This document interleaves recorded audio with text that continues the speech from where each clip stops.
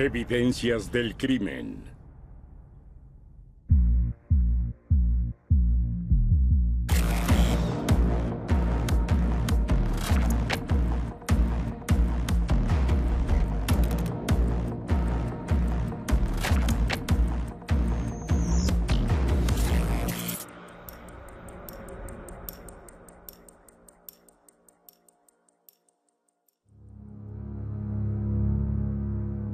El último tango. Viernes 12 de enero de 2007. Fue alrededor del mediodía cuando un oficial de la Dirección Departamental de Equipamiento DDE se detuvo a descansar en el bosque de Rambouillet, en la región de París. Dejó su vehículo y comenzó su caminata, cuando de repente se encontró algo espantoso. Un oficial de la DDE descubrió un cadáver justo detrás del tronco de un árbol, cubierto por algunos helechos. Normalmente hay muy poca vegetación en invierno. El cuerpo estaba a unos 12 metros. No era visible desde la carretera, así que realmente tenías que adentrarte en el bosque para encontrar el cadáver. El cuerpo yacía boca arriba, desnudo, con excepción de unas medias hasta la rodilla. No tenía cabeza ni manos. Ante este aterrador descubrimiento, el agente forestal llamó a la policía. A las 12:35, el capitán Pascual, director de la Unidad de Investigación de Versalles, llega a la escena con su inspector adjunto Dupuy. Las extremidades del cuerpo no eran visibles. Era imposible saber si era un hombre o una mujer. No sabíamos lo que podría haber sucedido. Incluso nos preguntamos si era posible que el cuerpo no fuera humano. No había cabeza ni manos, no había medios de identificación. Determinamos que este lugar era la escena de un crimen. La policía entendió de inmediato que tenían en las manos un acto criminal muy inusual. Era la primera vez que veía un cuerpo sin cabeza.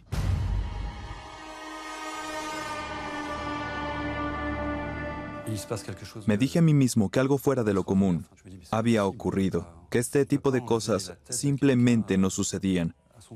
La gente no anda por ahí cortándole la cabeza a otras personas. Entonces, si ese era el caso, debía haber habido una razón. Y si había una razón, tendría que haber sido extrema.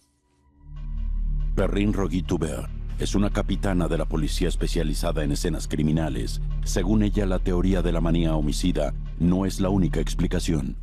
Cuando alguien mutila o corta un cuerpo, claramente hay un deseo de hacer que el cuerpo desaparezca. Puede ser con la intención de evitar que lo identifiquen o de evitar que se descubra la causa de muerte. La escena es acordonada. Los forenses se ponen a trabajar y obtienen los primeros hallazgos.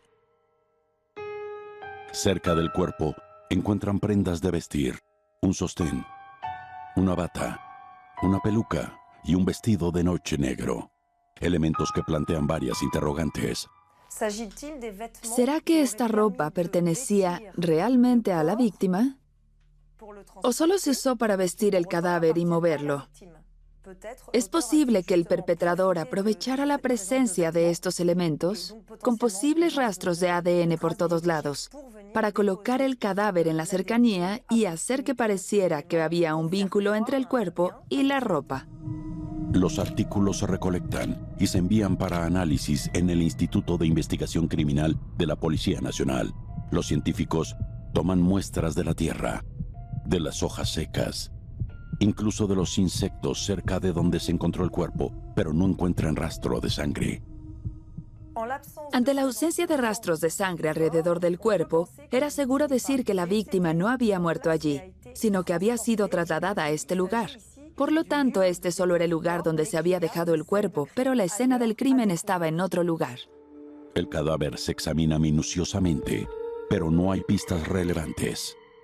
Ni huellas dactilares, ni rastros de ADN. A Perrine Rogy no le sorprende la falta de elementos biológicos.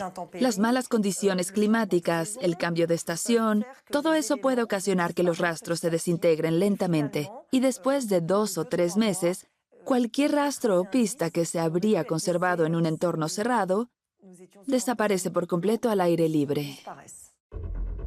Una vez realizadas las pruebas iniciales, El cadáver es trasladado al Instituto de Medicina Forense para la autopsia, mientras que los detectives de Versalles continúan recorriendo el área. La búsqueda se realiza en todas las inmediaciones del bosque, pero sin resultados. No encontramos nada más allá de donde estaba el cuerpo. Eso fue extraño porque esperábamos encontrar algo esencial, la cabeza. En la escena donde se descubrió el cuerpo, no había nada más que sugiriera que el crimen había ocurrido allí. No teníamos ninguna pista. 3 días después del descubrimiento del cadáver, el profesor Durigon del Instituto de Medicina Forense realiza una autopsia. El cadáver estaba muy hinchado, pero relativamente conservado. Había 3 problemas con los que lidiar. En primer lugar, ¿de quién era el cuerpo? ¿Había alguna forma de identificarlo? ¿Cuánto tiempo llevaba muerta la persona? Y luego, ¿cómo murió? ¿Había signos de lesiones o de un ataque? Al principio, el experto trata de identificar el cuerpo sin cabeza. ¿Es un hombre o una mujer? ¿Qué edad tiene? En este particular caso, estaba claro que era una mujer debido a la presencia de un útero. Y a la edad de 60 años después de la menopausia, los ovarios disminuyen de tamaño, por lo que estas fueron pistas que nos ayudaron a estimar la edad de la mujer. El médico forense puede determinar que la víctima era una mujer de aproximadamente 60 años, pero no hay otro elemento que lo ayude a identificarla. El cadáver no tenía manos. Estaban parcialmente cortadas y casi destruidas. Tampoco era posible la identificación por registros dentales y sin manos las huellas dactilares también fueron descartadas. Entonces, sin ADN, la identificación fue difícil. El doctor Durigon continúa con el examen externo del cuerpo. Sus primeras observaciones proporcionan algunas pistas sobre la causa de muerte. La víctima tenía medias que se habían rasgado de las plantas de los pies. Era probable que hubiera corrido en medias y sin zapatos por una corta distancia, pero era más probable que hubiera sido arrastrada. El siguiente paso de la autopsia consiste en buscar en el cuerpo cualquier rastro de lesiones o marcas de lucha. Hicimos incisiones para examinar el tejido subyacente y ver si todavía había hemorragia interna visible. No había rastros de grandes lesiones que son comunes en estos casos. Sin embargo, el experto descubre algo desconcertante. Una herida en el tórax, alrededor del esternón. Una lesión que se le hizo mientras la víctima aún estaba viva. Había un agujero de unos 5 a 6 milímetros de diámetro. Era de color oscuro, lo que sugería hematomas de una lesión antemortem, hecha mientras el corazón aún tenía flujo sanguíneo normal. Durante la examinación interna también nota la ausencia de 2 órganos vitales. En el interior del tórax faltaban el corazón, el arco de la aorta y el pulmón izquierdo. Podría haber 2 razones para extirpar el corazón de una víctima. Ya sea para eliminar la causa de la muerte, si la muerte fue causada por un problema cardíaco, o podría haber un motivo sentimental para arrancar el órgano, o como trofeo. Solo un estudio detallado de los huesos permitiría a los expertos determinar el origen preciso del orificio en el tórax. Este análisis lo hizo Frank Nolot, experto en antropología médica. Notamos que la lesión del esternón era de forma circular y había causado pequeñas fracturas en las áreas circundantes. Así que era una lesión traumática, es decir, causada por la penetración de un objeto. Este tipo de lesión en el esternón podría haber sido causada por un destornillador o algo similar. En opinión del experto, tal lesión solo podría haber sido causada por un acto extremadamente violento. Frank Nolot luego examina los brazos de la víctima para intentar entender la ausencia de las manos. Empieza con el brazo derecho. Encontramos daños en los huesos provocados por un animal, principalmente en el cúbito y el radio derecho. Ahí pudimos ver marcas muy evidentes de dientes con un animal involucrado. ¿Significaba que se habían eliminado otras huellas que podrían haber sido de ayuda? Simplemente no lo sabíamos. Las marcas en los huesos del brazo derecho sugieren el ataque de un animal. Sin embargo, en el brazo izquierdo el caso es diferente. Observamos pequeñas hendiduras, lo que sugiere el uso de un instrumento contundente. Un objeto que podría haber causado un gran impacto, aunque no podríamos saber exactamente de qué objeto se trataba. Podría haber sido un bat de béisbol, una barra de hierro u otro objeto que pudiera romper huesos. Luego, el experto examina la médula espinal para descubrir cómo se había extraído la cabeza. Sus conclusiones fueron irrefutables. La decapitación había sido intencional. Había varias marcas diferentes, una marca en el cuerpo que tenía el mismo grosor que la médula espinal, otra marca en la parte superior de las 5 vértebras. La primera marca en el cuerpo no había llegado hasta las vértebras. Esto significaba que el agresor no había podido cortar esa parte de la médula espinal. Por lo tanto, lo intentó en otro lugar y logró atravesar por allí. Es decir, esto sugería que le hicieron al menos 2 intentos para separar la cabeza del resto del cuerpo. En cuanto al arma utilizada, era muy probable que fuera un cuchillo. Sin embargo, sin la cabeza, ni el forense ni el antropólogo médico pudieron determinar las causas exactas de la muerte. Solo podían presentar un cierto número de teorías. Lógicamente, se podría decir que la muerte fue causada por el golpe en el tórax. Con las heridas profundas, la hemorragia, la pérdida de la conciencia y luego la decapitación. Sin embargo, como no había cabeza, no podíamos descartar lesiones violentas en la cabeza, estrangulación, asfixia, aparte de las lesiones en el tórax y la médula espinal, donde se produjo la decapitación. Simplemente no teníamos los elementos para poder establecer la cronología y, por lo tanto, la causa exacta de muerte, pero había sido una muerte violenta. Ante este acto extremadamente violento, los investigadores se preguntan si se trata de un simple asesinato, de un crimen de venganza o incluso de un sacrificio humano. Roland Coutenceau, psiquiatra criminal, cree que este tipo de asesinato tiene un perfil particular. Aquellos que atacan un cuerpo de esta manera a menudo se sienten psicóticamente perturbados, ligeramente desquiciados, inestables y, por lo general, tienen métodos muy violentos de asesinato. Para ellos, atacar un cadáver es algo arcaico y radical, aunado a un odio incontrolable. Matar a alguien no es suficiente para ellos. Tienen que destruir casi todo lo que queda, a menudo tomando un órgano interno como trofeo. Durante la autopsia, el examinador forense toma una muestra de tejido muscular del cadáver y la envía al laboratorio para analizar el ADN en un intento por identificar a la víctima. Mientras espera los resultados, también extrae insectos y larvas del interior del cadáver. Estos serán pistas cruciales para ayudar a determinar la fecha y hora exactas de la muerte. Damien Charavis, especialista en entomología, explica cómo funciona esto. Una vez que un cadáver se termina de enfriar, un proceso que normalmente toma varios días, no hay otras formas en que los forenses determinen el momento de la muerte. Sin embargo, es común que algunos insectos encuentren su camino hacia el cadáver. Cuando es así, podemos recogerlos y usarlos como un indicador del tiempo que ha pasado desde la muerte. Entonces, las larvas se analizan con un microscopio y el entomólogo pudo sacar conclusiones de su especie, tamaño y edad. Lo que vimos eran gusanos casi completamente desarrollados, justo antes de la fase de capullo, y habían tenido tiempo de alimentarse. Eso lleva cierto tiempo, dependiendo de la especie y de la temperatura. En un cuerpo encontrado en pleno invierno, las etapas de desarrollo toman más tiempo. Pueden ser muy lentas, duran hasta un mes o incluso 6 semanas. Las muestras que extrajimos del cadáver nos llevaron a concluir que la muerte había sucedido 2 meses antes. Se estimó que la muerte ocurrió en algún momento de noviembre de 2006, 2 meses antes del descubrimiento del cuerpo. En la unidad de investigación de Versalles, los detectives reciben los resultados del ADN de la muestra de tejido muscular post-mortem. La identificación ahora podría ser posible. La muestra de ADN se compara con las muestras registradas en la base de datos nacional de huellas genéticas. Desafortunadamente, la víctima no aparece en la base de datos, así que los investigadores deciden revisar todos los archivos de personas desaparecidas desde noviembre de 2006, mes que el entomólogo estimó como el momento aproximado de la muerte.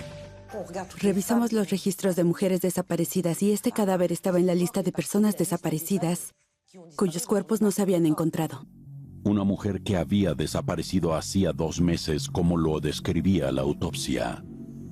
Su nombre era Nicole Saada.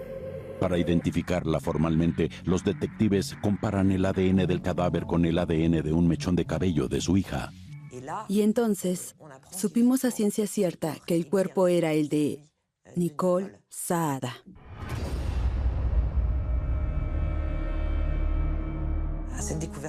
Y por supuesto, tuvimos que ser los primeros en darle la noticia a la familia, antes de que la prensa se enterara de la noticia o antes de que se enteraran de otra forma. Y no solo debíamos decirles que Nicole había muerto, también que había sido decapitada y que le habían arrancado el corazón. Estas eran obviamente terribles noticias que anunciar y fueron muy difíciles de aceptar para la familia porque significaba que, sin duda, Nicole había sufrido antes de morir. Es complicado decirle a la familia. La noticia impactó mucho a la familia de Nicole Saada y a todos los que la conocían. Su buena amiga Inés quedó devastada al saber lo que había pasado.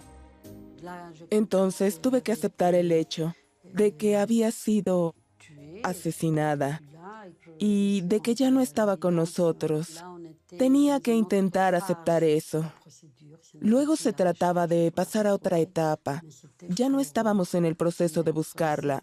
Ahora estábamos tratando de descubrir las circunstancias de su terrible muerte.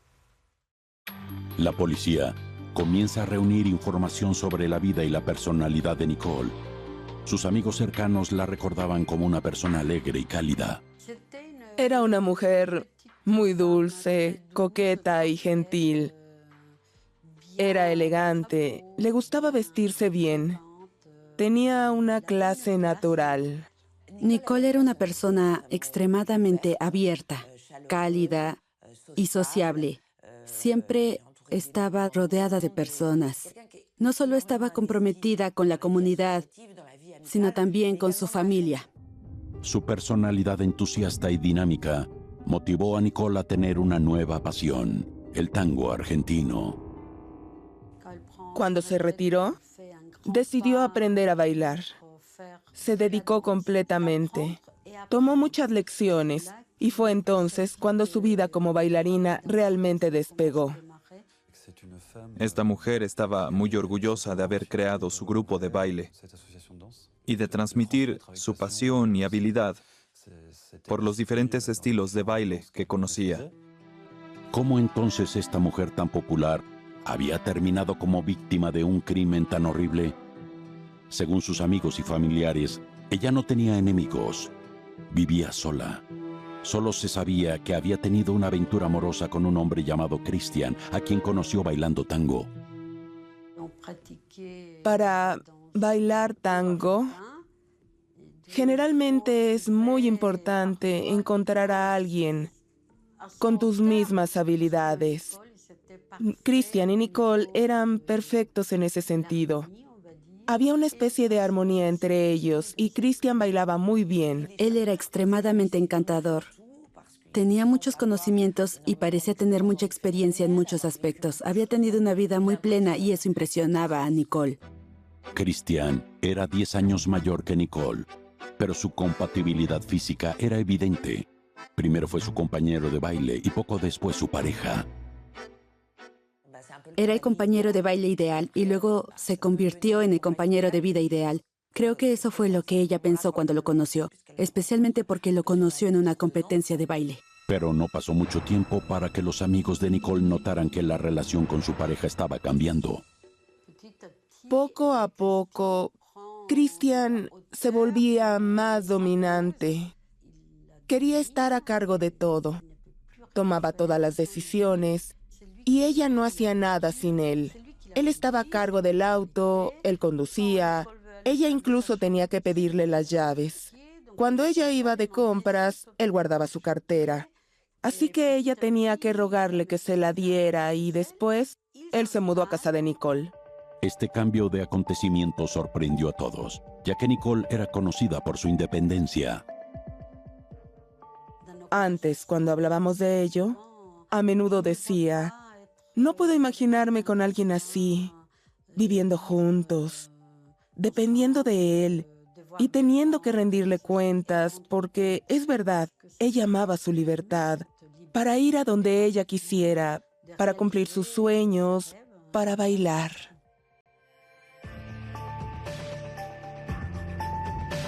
Nicole terminó la relación con Christian en agosto de 2006. 3 meses después, desapareció en circunstancias misteriosas. Cuando los amigos y familiares de Nicole Saada la reportaron como desaparecida, la policía los interrogó sobre sus movimientos precisos antes de su desaparición. Los detectives descubrieron que el 10 de noviembre Nicole iba a reunirse con amigos de su grupo de baile para salir a bailar. Cuando ya se había hecho muy tarde y ella todavía no había llegado, no podíamos creerlo y empezamos a preocuparnos porque ella no era así normalmente. Si no podía ir a una reunión, nos avisaba. Al día siguiente, teníamos una reunión de grupo a la que ella debía haber ido, pero no se presentó. Ella no llamó, no dio señales de vida en absoluto, y eso era muy inusual. Al día siguiente, el 11 de noviembre, su hija trató de comunicarse con ella, pero no lo consiguió, lo cual fue nuevamente muy inusual, porque madre e hija hablaban todos los días. Efectivamente, las primeras investigaciones de la policía atestiguan una situación anormal.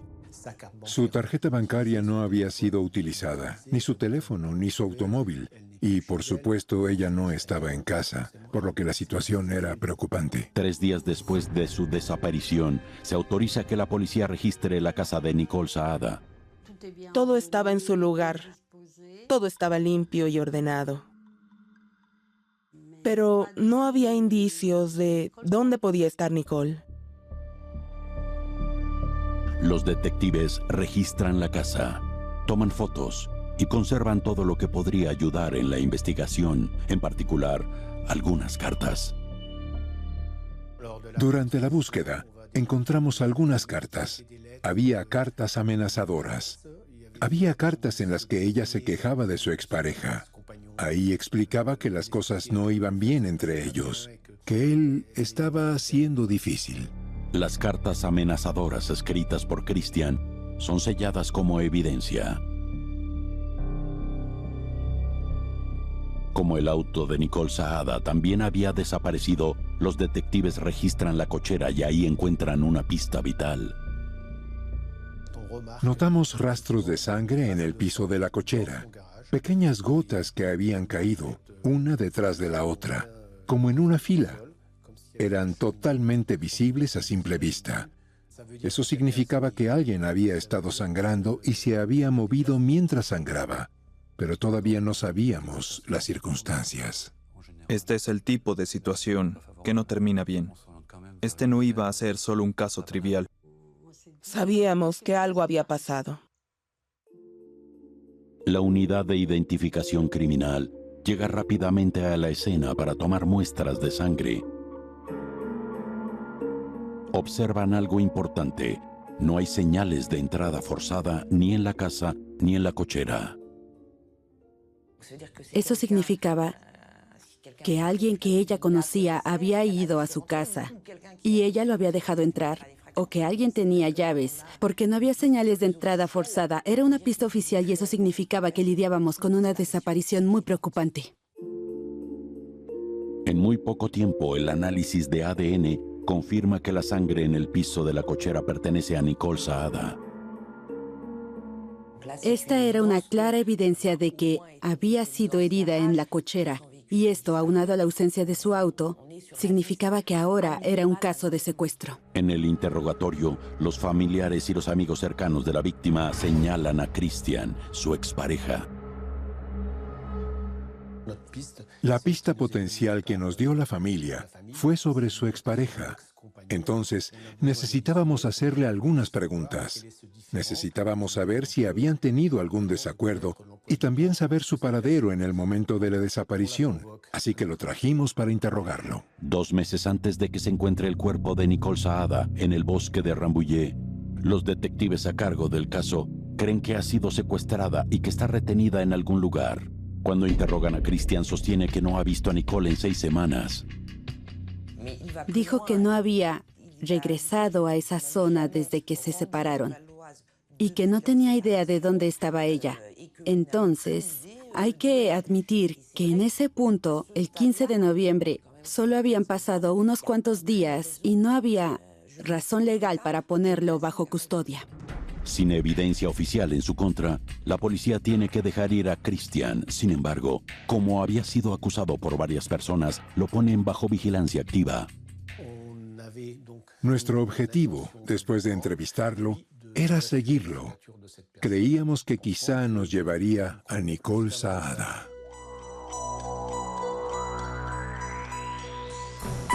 Para rastrear los movimientos precisos de una persona de interés, los detectives activan la geolocalización de su teléfono celular. Para que el GPS funcione, el teléfono celular debe estar encendido. La geolocalización sucede siempre y cuando se sepa de qué transmisor provino la última señal. Entonces, cuando se realiza o se recibe una llamada, hay un proceso que confirma dónde se encuentra el teléfono en el rango determinado de una terminal particular. Los expertos llevan a cabo la geolocalización del teléfono celular de Christian. Consiguen precisar su ubicación exacta el 10 de noviembre, el día que Nicole desapareció. A las 14 horas del 10 de noviembre, un mensaje publicitario llegó al teléfono celular de Christian y emitió una señal. Pudimos ver que esa señal venía de una localidad llamada Esanville, que está justo al lado de Domont. Como estas dos ciudades son bastante pequeñas, con muy pocos edificios altos y, por lo tanto, pocos obstáculos, las ondas de radio pueden viajar libremente. Así que es posible estar en Esanville y activar una señal en una terminal de Domont y viceversa. El teléfono celular de Christian es por lo tanto geolocalizado en una zona cercana a la casa de Nicole Saada, el día de su desaparición. Sin embargo, él había alegado que no había estado en el área después de la separación. El experto en computación no tiene dudas, Christian mintió. Tomando en cuenta que el teléfono en cuestión no había sido robado y que el sospechoso estaba en posesión de él cuando la policía se lo quitó, todo apuntaba a que él era el propietario del teléfono y estaba presente en esa zona en el momento del incidente. Después, el experto en informática dirige su atención a la actividad del teléfono de Nicole Saada el mismo día. Desde las 16:55 hasta las 21:49, algunas personas intentaron comunicarse con Nicole Saada sin éxito, lo que podría indicar que el teléfono celular estaba apagado a las 21:49. El teléfono se conectó a una terminal durante un segundo, lo que nos podría indicar que el teléfono se estaba activando. Esto nos llevó a creer que la persona que tenía el teléfono en ese momento, probablemente el asesino, encendió y apagó el teléfono a intervalos regulares para revisar si había recibido alguna llamada o mensaje o si alguien estaba buscando a la víctima. Cada que hacía esto, se activaba una señal, dejaba un rastro. ¿Sería que Christian estaba en posesión del teléfono de Nicole el viernes por la noche? Es imposible saberlo. Pero otro hecho sale a la luz. Después del 10 de noviembre, el celular de Christian ya no se encuentra en Domont. Su teléfono ya no enviaba señales desde el área donde la víctima había desaparecido, a pesar de que antes había estado allí a menudo. Esto no era significante en sí mismo, pero una vez más mostró que su patrón de comportamiento había cambiado después del día 10. Christian ahora tendrá que explicar los resultados de la geolocalización. El 18 de noviembre de 2006, Christian es interrogado por segunda vez en la unidad de investigación de Versalles. Fue citado a las 9 de la mañana, pero en realidad se presentó una hora antes. Esto no es sospechoso en sí mismo, pero nos sorprendió bastante. Las personas a las que llamamos para interrogación no hacen eso, a menudo no quieren participar. Lo primero que dijo fue: vine a entregar las pertenencias de Nicole Saada. Me sorprendió totalmente y le dije que no entendía. Y entonces abrió el maletero de su auto y pude ver el interior. Era ropa y documentos. Me dijo que tenía en el maletero chequeras, documentos oficiales y ropa que ella había dejado en su casa durante el tiempo que habían salido. Aunque los detectives estaban sorprendidos por el comportamiento del sospechoso, este no fue el caso de su abogada Sandrine Pegan. Intentaba ayudar con la investigación y quería dejar en claro que no tenía nada que ver con su desaparición, que solo estaba allí para ayudar a la policía a encontrar a Nicole, a quien todavía amaba. El suboficial Dupuy revisa todas las pertenencias de Nicole en el auto de Christian, pero el tiempo se agota, porque los detectives solo pueden interrogar a alguien por un máximo de 4 horas. No tenemos permitido interrogar a los sospechosos más tiempo que eso. Nos dimos cuenta de que teníamos un problema y de que no podríamos detenerlo. No sabíamos qué hacer. Si van a confrontar a Christian con los resultados del rastreo de su teléfono, es ahora o nunca. ¿Qué dirá acerca de que estuvo en Domont, cerca de la casa de Nicole Saada, el día de su desaparición? Señor, ¿ha estado en constante posesión de su teléfono celular durante las últimas semanas? ¿No? Bien. Tenemos razones para creer que estuvo cerca de Valdoise el día 10 de noviembre y él respondió nunca. Debido a que negó la evidencia, el hombre fue puesto bajo custodia de inmediato.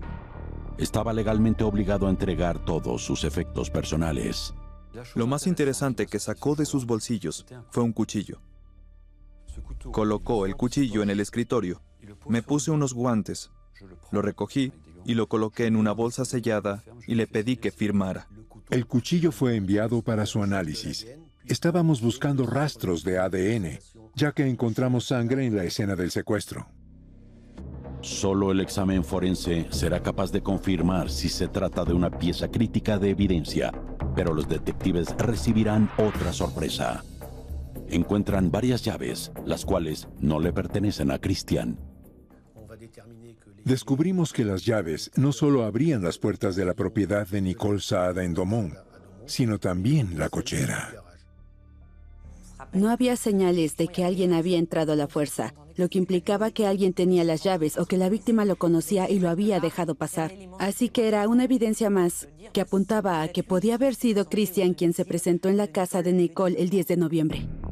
Christian no niega tener sus llaves. Admite que había conservado un juego después de la separación porque todavía recibe correo en su casa. Tiene respuesta para todo. Sale nueva evidencia y lo toma desapercibido. Fue un golpe de suerte para la investigación porque mientras estaba bajo custodia, se encontró un auto calcinado cerca del lugar de residencia de Christian y resultó que era el auto de Nicole que había desaparecido. Ya no teníamos duda de quién era el asesino. Los detectives informan a Christian sobre el descubrimiento. Lo que no le dicen es que el auto fue destruido por el fuego. Hasta ese momento, Christian había tenido una respuesta para todo, pero luego dio tantas explicaciones que logró incriminarse. Entonces, cuando se enteró de que habían encontrado el auto de Nicole no lejos de donde vivía, Christian dijo, deberían haberlo quemado en la acera fuera de mi casa. Ese fue el primer error que cometió en 48 horas de interrogatorio. Ahora los detectives están seguros de que Christian es el principal sospechoso. Estaba convencido de que la persona sentada frente a mí, sin duda, estaba involucrada en el crimen. El interrogatorio intenta que Christian explique sus afirmaciones contradictorias. Por supuesto, intentamos una variedad de tácticas para abordar diferentes aspectos, y tan pronto como mencionamos la desaparición y los elementos clave, el sospechoso juntó sus manos así, presionó sus pulgares y no dijo otra palabra. Cuando alguien se niega a hablar así, no se puede obtener mucho. Christian se esconde detrás de una pared de silencio, pero había suficiente evidencia incriminatoria para que lo acusaran de secuestro y privación de la libertad. En ausencia de una confesión, el auto de Nicole es examinado. Cuando se trata de autos calcinados, el experto en incendios, Eddie Elkasen, sabe qué buscar. El objetivo es encontrar el lugar exacto donde comenzó el fuego, por lo que buscamos entre las cenizas. Cuando encontramos el origen, intentamos averiguar qué fue exactamente lo que causó el incendio. Los primeros resultados muestran que el incendio probablemente se originó en el asiento del conductor, donde el daño era más grave. Encontramos grandes cantidades de combustible de alta calidad en el automóvil. No cabía duda, había sido vertido sobre los asientos. Era un acto criminal. Los resultados muestran que el auto de Nicole Saada fue incendiado intencionalmente. Para Eddie Elkasem, la razón es evidente. La razón para prender fuego a un automóvil es eliminar todos los rastros de huellas dactilares y ADN. Efectivamente, no se encuentran rastros biológicos en el auto. Tampoco es posible encontrar rastros de sangre que pudieran haber estado ahí antes del incendio. Así que no hay manera de saber si el cuerpo de la víctima estuvo en el auto. Es necesario buscar pruebas más sólidas en otro sitio, por lo que esperan que la casa de Christian arroje nuevas pistas. Al llegar a la casa del sospechoso, lo primero que nota la policía es la extraña atmósfera de la casa. Su apartamento era frío, no tenía decoraciones, no había signos de vida cotidiana, se sentía muerto. Las ventanas estaban pintadas, por lo que no se podía ver hacia afuera, lo cual era muy extraño. Había una atmósfera oscura y extraña. ¿Por qué alguien se encerraría así en un apartamento? Personas solitarias normalmente solo cierran sus cortinas, pero estas ventanas que habían sido pintadas hacían que el apartamento pareciera la guarida subterránea de un animal, como una cueva. En la sala de estar, los detectives notan un extraño frasco de vidrio. Estaban desconcertados ya que lo que había dentro era muy extraño y cuando le pidieron a Christian que explicara el contenido, él contestó que eran callos, que era un coleccionista de callos de pies. Era un personaje muy peculiar. Los oficiales revisan el apartamento, habitación por habitación. Examinan absolutamente todo, incluidos los recibos de autopistas, restaurantes y estaciones de servicio, pero es un diario lo que llama su atención. Nos dimos cuenta enseguida de que había recortado fragmentos de ciertos días a partir de agosto. Los cortó para que varios comentarios ya no fueran visibles. La separación de Christian y Nicole había sido en agosto, y esto alerta a los detectives. ¿Qué habría querido Christian borrar de su diario a partir de ese momento? Para determinar lo que se podría haber escrito en esas páginas, la policía utiliza una técnica muy especializada llamada detección electrostática. Cuando escribes en una libreta, escribes en la primera página y algunas marcas se hacen en la página de abajo.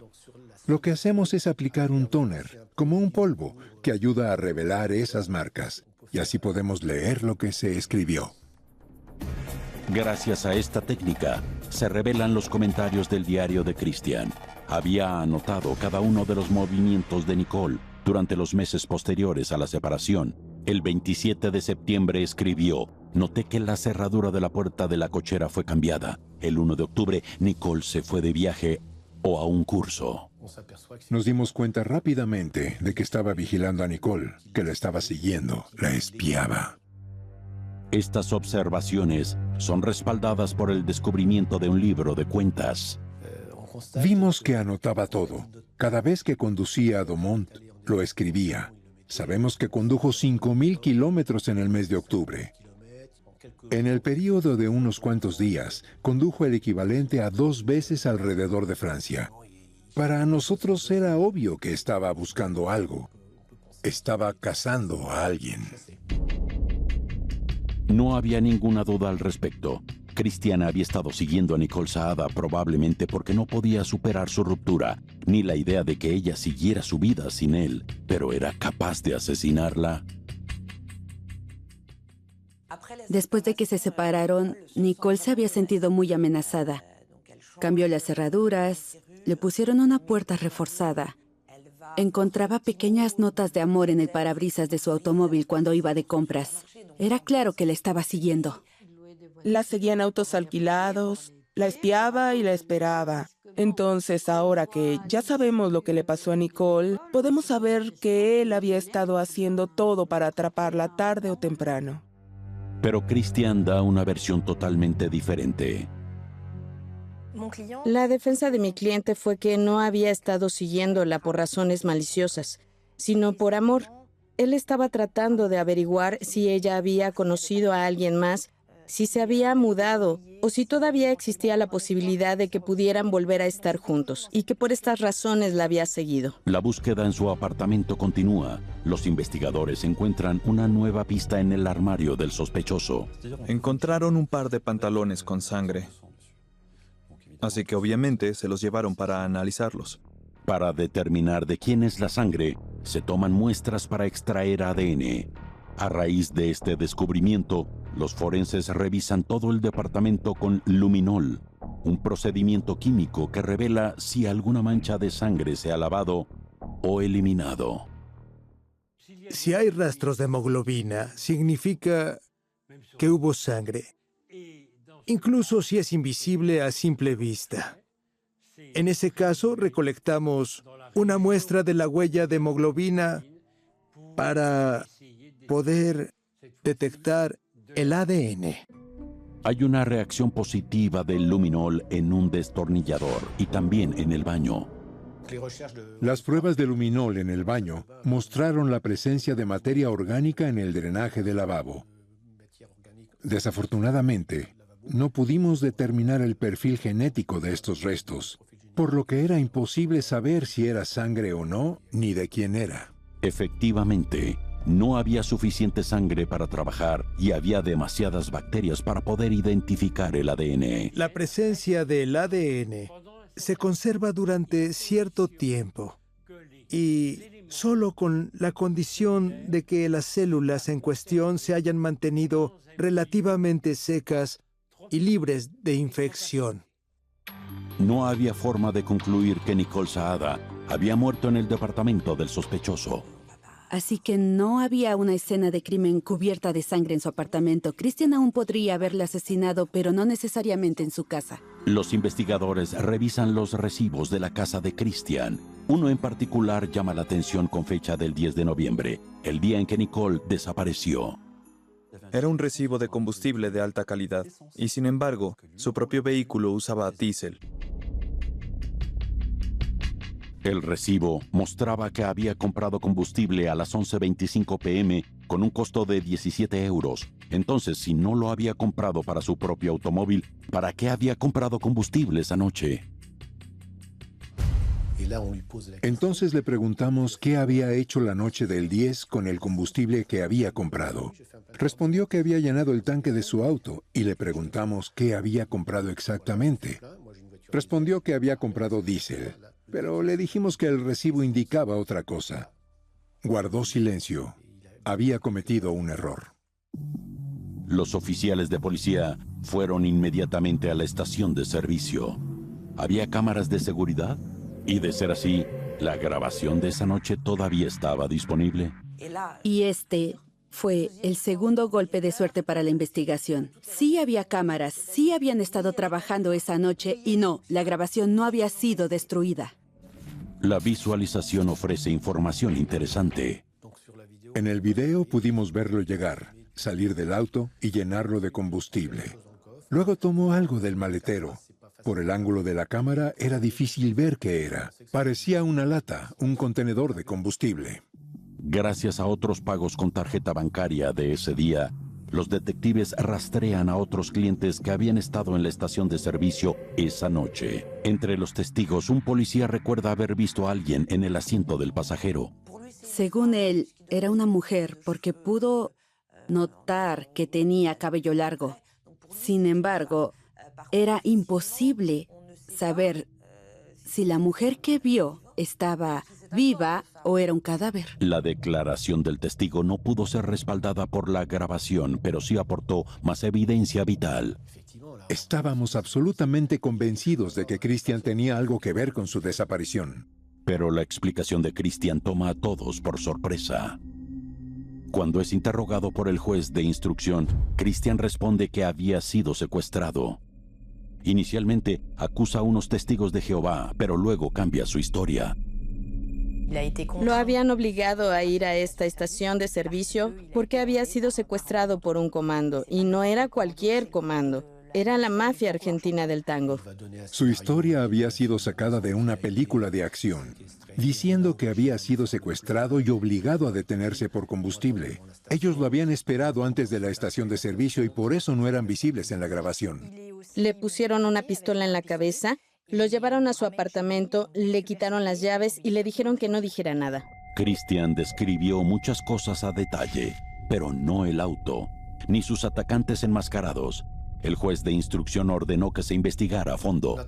Analizamos la pista sobre el tango argentino, pero resultó ser una tontería. Lo investigamos a fondo, cuestionamos a los bailarines de tango, pero no nos llevó a ninguna parte. No había ninguna mafia del tango. La historia del secuestro no tiene sentido, sobre todo porque no hay registro de que Christian haya pedido ayuda. Podría haber recurrido a la policía por protección o informar sobre el presunto secuestro, pero decidió no hacerlo. La versión de Christian no se considera creíble. ¿Pero por qué habría inventado tal historia? Roland Coutanceau, el experto psiquiátrico, proporciona una posible razón. Este hombre era inteligente y casi seguramente había tenido la idea desde antes. La idea creció, se desarrolló y decidió llevarla a cabo. Así que hubo premeditación, pero sobre todo, en mi opinión, como criminólogo, hubo preparación. En otras palabras, convirtió el asesinato en un escenario completo que luego afirmaría que no correspondía con su personalidad. Con mis antecedentes, ¿cómo podría hacer algo así? Es aterrador admitirlo, pero planeó todo, paso a paso, hasta el final. El amante de la bailarina de tango. En esta etapa de la investigación, parecía claro que Christian era culpable.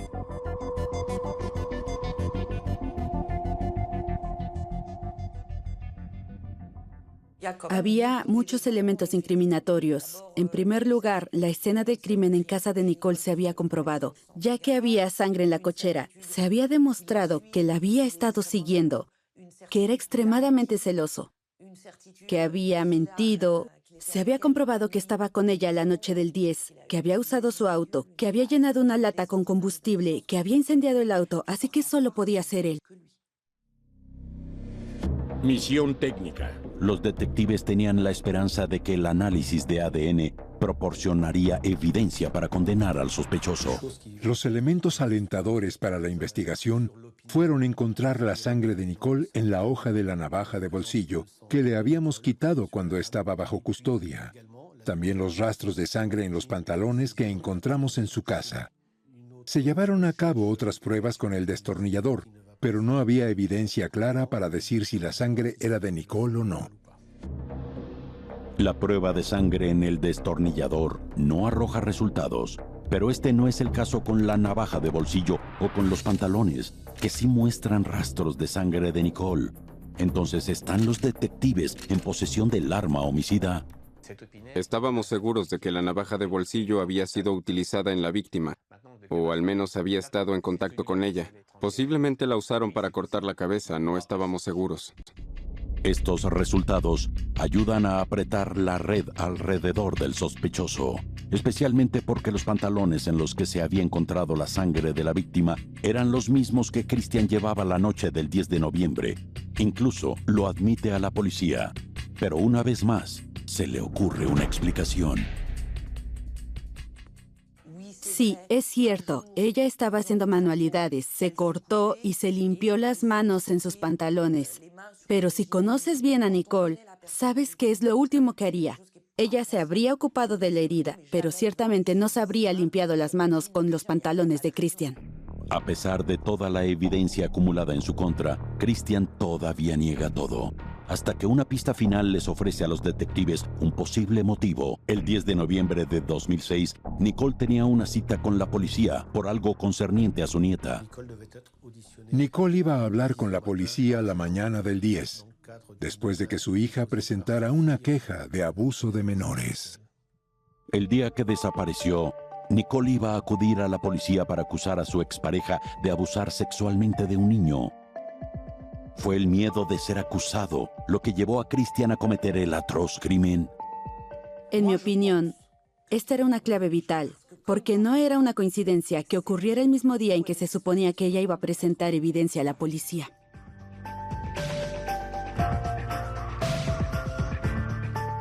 El perfil y los motivos de Christian siguen siendo un misterio, pero cuando los oficiales le preguntan a las personas que lo conocen, confirman que tiene tendencias violentas. Por lo que nos dijo su familia, y en particular su ex esposa, tuvimos una idea más clara de su personalidad. Le gustaba ser el hombre dominante, alguien que quería tener el control, que quería hacerse cargo de todo, que no aceptaba ninguna otra forma de hacer las cosas. La gente tenía que encajar con él. Este hombre de 72 años estaba divorciado de un matrimonio anterior y tenía 4 hijas, pero él había roto los lazos con su pasado. Su primera esposa había estado aterrorizada y nos explicó que le había resultado muy difícil dejarlo. Dijo que él había tenido un control total sobre ella. También descubrimos que había sido condenado por acosar a sus hijas y a uno de sus yernos. Gracias a esto empezamos a tener una idea más clara del tipo de persona que era. La evaluación psiquiátrica de Christian ayudó a los investigadores a comprender mejor su complejo carácter. Era un hombre de inteligencia normal, tal vez justo por encima del promedio. Era flexible, orgulloso, engreído, egocéntrico, con una ligera tendencia a la megalomanía e incluso a la paranoia. Entonces estaba totalmente obsesionado con sí mismo. Era más susceptible y más desconfiado que el promedio. De acuerdo con el psiquiatra, un golpe narcisista para alguien así podría llevarlo al asesinato. Los crímenes pasionales son crímenes de amor, pero sobre todo crímenes de autoestima. A menudo suceden porque han herido a alguien. Es decir, cuando alguien no puede soportar ser rechazado o abandonado e interpretan que la otra persona los dejó como una traición o una humillación. Al sentirse humillados, creen que la otra persona merece sufrir o incluso que merece morir. Por otro lado, la posibilidad de que este sea un crimen de furia momentánea es poco probable. Las personas demasiado inflexibles, especialmente con tendencias paranoicas, no son personas impulsivas. La idea de cometer un crimen puede ser un estímulo del momento, pero luego se afianza. Y para aquellos con paranoia, la idea está legitimada. Los que son paranoicos son personas estadísticamente más extremas, más decididas y más propensas a llevar a cabo la violencia de una manera más controlada, más organizada y sofisticada. La evaluación psiquiátrica de Christian concluyó que era legalmente responsable. Fue acusado de asesinato premeditado. Todos los que estuvieron involucrados admiten haber sido afectados profundamente. Este caso me impresionó mucho. Los investigadores hicieron muy bien su trabajo y recurrieron a todo tipo de técnicas científicas diferentes. Y, por supuesto, la personalidad tan inusual del acusado también marcó el caso. Era muy poco común. No vemos casos como este todos los días. No creo que este caso sea posible de olvidar, sobre todo por el extraño personaje involucrado. Nicole se ha quedado en nuestro corazón. Y todavía está con nosotros. Cuando nos reunimos y cuando bailamos, siempre nos acordamos de ella. Pero los amigos y la familia de Nicole nunca sabrán las circunstancias exactas de su muerte. A menos que ella pudiera decirnos exactamente lo que sucedió, el misterio continúa. Siempre habrá preguntas sin respuesta. Nos preguntaremos eso el resto de nuestra vida. Eso no termina.